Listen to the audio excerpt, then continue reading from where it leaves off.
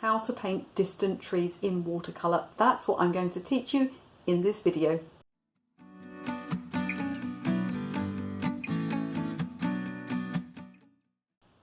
Welcome back to my channel. If we haven't met before, my name is Michelle, and on this channel you'll find drawing, watercolour and mixed media tips and techniques, as well as business, social media and online selling for artists. So please do consider subscribing. If you click the bell notification, you'll get notified every time I have a new video for you. So do you find that when you paint a bunch of trees in the distance, they just look like one green blob? So in this video, I'm going to give you 10 tips that will really allow you to paint some really interesting trees in the distance. We're going to be using different methods and techniques and different colours. So I'm going to point the camera downwards and let's get started. I'm going to walk you through the whole process. So we're looking down at my drawing board now, and you can see I've drawn a rough horizon line. Now I'm going to show you 10 different tips that you can use for creating really interesting distant trees in watercolour, but be aware that I wouldn't necessarily use all of these tips on the same painting. It's just the way I'm doing it today so that you can see how it works, but you don't have to do all of these things, because what I find is that students tend to pre-mix a green and paint it right the way along the horizon. It looks lumpy, it looks dull, it's just one colour. So we're going to avoid doing that here. I'm going to find some ways of making that tree line really interesting without bringing it too far forward. So the first tip I have for you is masking fluid. So I like coloured masking fluid. This one is SAA Blue Mask, but there are other brands which are good too. Frisk is a good one, and I think Schminky, I think that's how you say it, is a good one. I'm going to apply it with this this ruling pen here, which I just need to tighten up. So ruling pen is actually a draftsman's tool, but somebody discovered that it was really good for applying masking fluid. Now this is liquid rubber, so you don't necessarily want to use a brush. If you're completely new to using masking fluid, I want you to check out the video I'm going to link above first of all.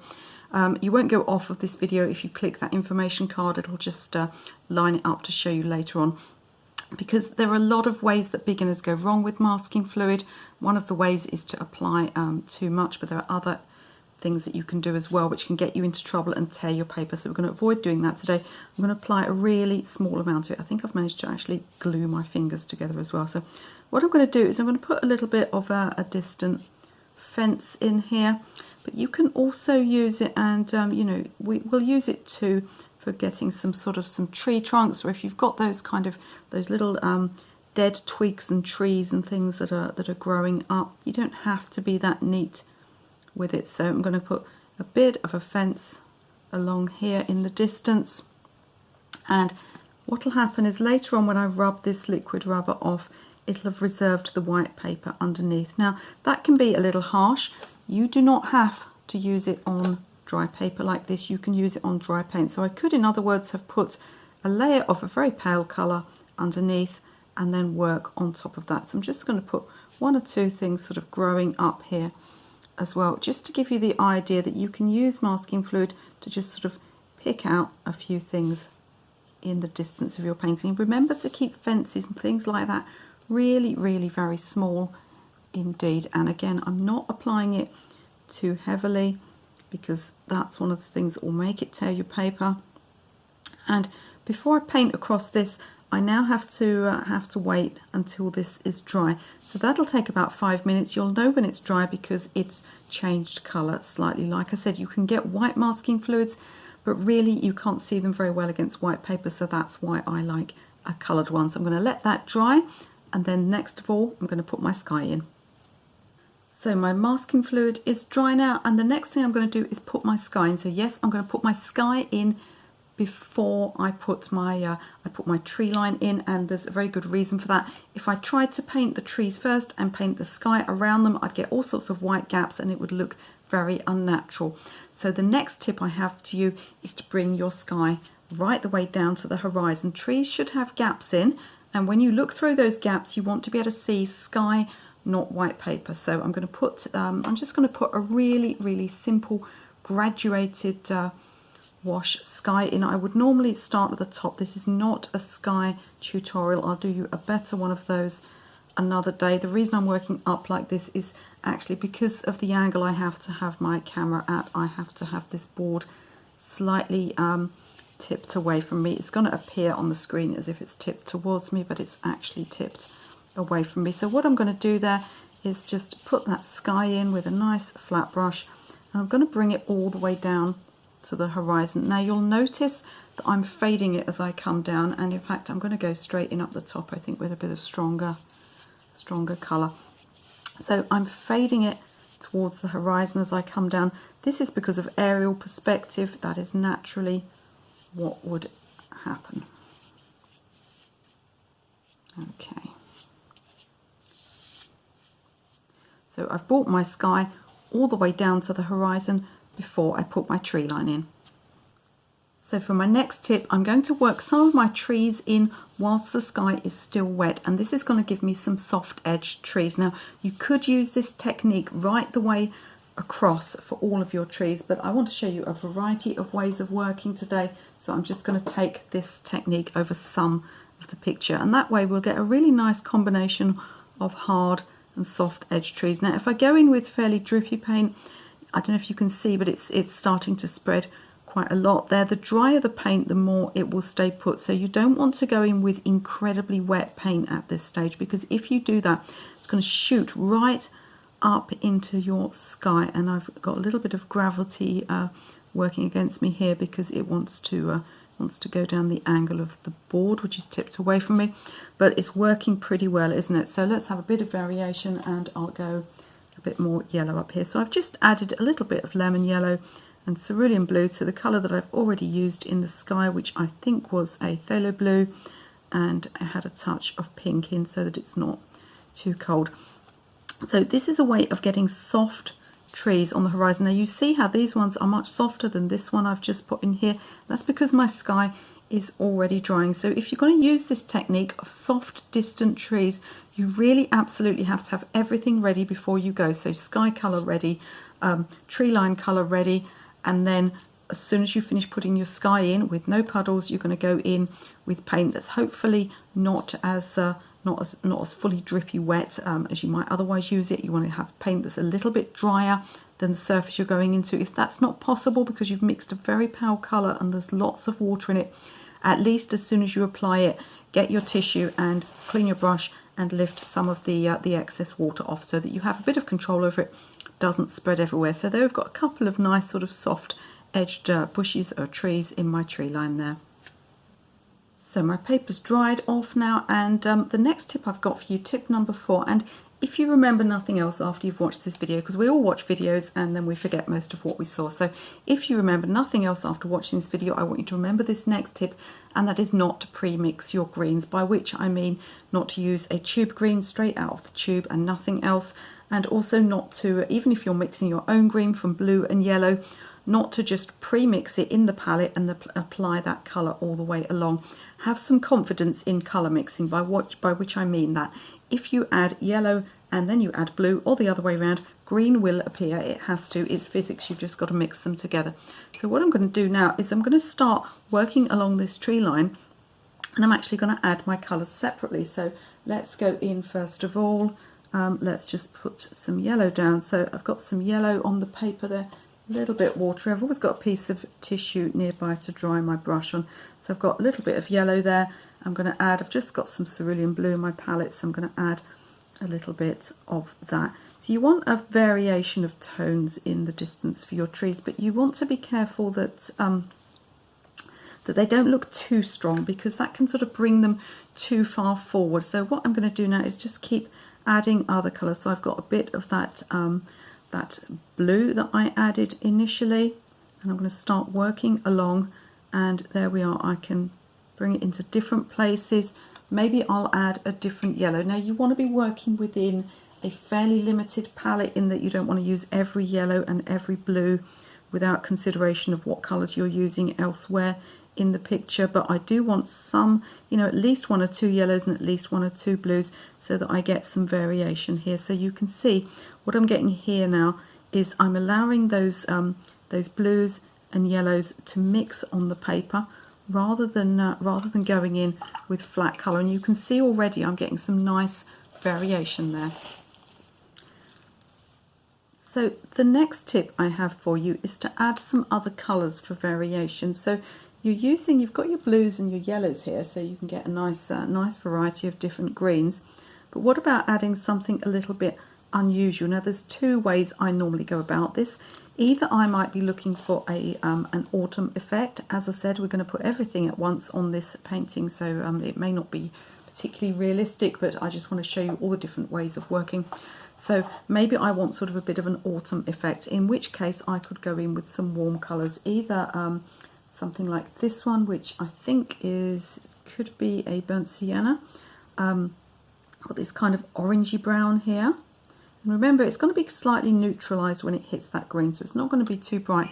I can even, if I want to, go in with a scarlet red. So something like a cadmium deep or a cadmium light, or any of those scarlet, those orangey reds, and I can just drop a little bit directly in like that. If it looks too bright, just add a bit more of your green. Green and red are opposite colours, so one will neutralise the other. So as long as you sort of mix around a little bit, you should be able to get some really natural autumn colours going on. Now the other way I do this for more of a summery effect is to add cooler colours like pinks and purples. So pink is a version of red, and again it's the opposite colour of green. So what I'm going to do is I'm going to carry on going along here and making my greens. So I'm putting my blues and then my yellows directly onto the paper again. Get those nice, got a few fresher greens going on there. But let's put some up here as well. What if I want to get sort of a bit of a cooler, softer, more neutral effect, and in fact sort of push that colour back a little bit? Then I'm going to add either pink or purple. So purple is just really, you've got your pink in there and you've got your blue as well. And what will happen is you will cool that green down. So I've got a bit of, let's have a bit of cobalt violet, which is a lovely sort of lilac-y colour. So I can put a bit of that in. As I said, if it goes too full on, just keep mixing it into the green and it will start to neutralise. Another colour which I will put in is a bit of pink. So I've got some quinacridone rose. I can never remember if it's called quinacridone rose or quinacridone pink, but I'll link to all the colours I'm using below anyway. So I've got my quinacridone pink here, and I'm just going to drop some of that in. And you can see again, it'll start to push those colours into more sort of greys and more neutrals. So that's another thing that you can do that looks really, really beautiful, is drop some of those other colours in. You can use any earth colours. You could drop grey in there, some Payne's grey if you wanted to. But those warm reds will work really well for an autumn effect, and those cool pinks and purples work really well too. I've got another video on using pink, which is one of the most useful colours you can have for mixing in your box. So I'll link to that above, and you can have a look at that if you want, and understand all the different ways you can use pink in your paintings. So the next technique I have for you is to drop wet paint into damp paint. So you can see here that this paint is starting to dry, but still a little bit damp. And what I'm going to do now is I'm purposely going to drop some paint in that's much, much wetter. And the reason I'm going to do that is it's going to make sort of backgrounds and cauliflowers, which sometimes are to be avoided. But in this case, we're going to do them on purpose, because you can get some really lovely sort of effects of things growing there, and some sort of hard edges. We've got a little bit of Payne's grey there. Don't want to put too much of that in, otherwise it'll all become a little bit muddy. And let's get a bit of some blue, and we'll drop that in as well. So rather than this area sort of drying flat, I'm now going to add some wet paint into the damp paint, so that as it dries, and you won't see this immediately, it can take 5 or 10 minutes to appear. As it dries, you'll start to get some little backgrounds and some strange sort of little edges in there, and it really will help to show that you've got multiple things growing in the same area.